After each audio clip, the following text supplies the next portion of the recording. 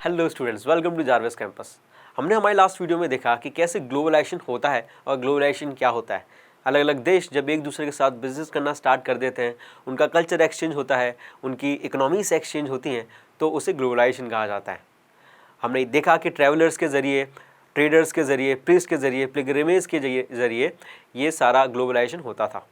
मगर सवाल आता है कि ये लोग एक जगह से दूसरे जगह जाते कैसे थे? तो ये जाते थे रूट से, कॉमन से ही है। मगर उस समय का जो सबसे बड़ा रूट था उसका नाम था सिल्क रूट।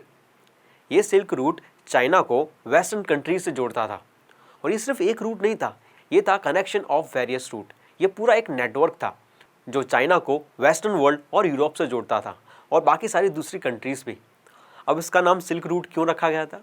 इसलिए रखा गया था क्योंकि इस रूट से सबसे ज़्यादा जो ट्रेड होती थी वो सिल्क की होती थी, जो चाइना में प्रोड्यूस होती थी, और इसलिए इसका नाम सिल्क रूट रखा गया था। हिस्टोरियंस को सिर्फ एक ही सिल्क रूट नहीं मिला था, इनको कई सारे सिल्क रूट मिले थे। कुछ लैंड पे थे और कुछ तो वाटर में भी थे। इन रूट्स के ज़रिए इंडिया, चाइना, अफ्रीका, यूरोप ये सब कनेक्ट किए जाते थे और लोग इनके बीच में, इतने सारे कंट्रीज़ के बीच में ट्रेड करते थे। अब देखते हैं तो सिल्क रूट को कब तक यूज़ किया जाता था। तो silk route before Christian era से लेके 15th सेंचुरी तक बहुत ज़्यादा यूज़ किया जाता था। ऐसा नहीं था कि उसके बाद ये रूट ख़त्म हो गया, मगर उसके बाद कई सारी लड़ाइयाँ हुई, लोगों के बीच में बाउंड्रीज़ बन गई, कंट्रीज़ के बीच में बाउंड्रीज़ बन गई, जिसकी वजह से इसका यूज़ कम हो गया। मगर ये सबसे ज़्यादा पॉपुलर या सबसे ज़्यादा यूज़ कब होता था? तो बिफोर क्राइस्ट एरिया से लेके 15th सेंचुरी के बीच में सिल्क रूट सबसे ज़्यादा यूज़ होता था। अब ऐसा नहीं था कि इस रूट से सिर्फ टेक्सटाइल या सिल्क का इम्पोर्ट एक्सपोर्ट होता था। इस रूट से कई दूसरी चीज़ें भी इम्पोर्ट और एक्सपोर्ट की जाती थी, जैसे कि चाइनीज़ पॉटरी, इंडिया के जो स्पाइसेस होते थे वो भी यहाँ से इम्पोर्ट और एक्सपोर्ट किए जाते थे।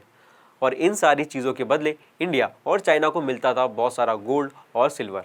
यही रीज़न था कि पहले टाइम में इंडिया में काफ़ी ज़्यादा सोना था, क्योंकि यहाँ से स्पाइसेस बहुत ज़्यादा एक्सपोर्ट होती थी और बदले में यहाँ के लोगों को मिलता था सोना।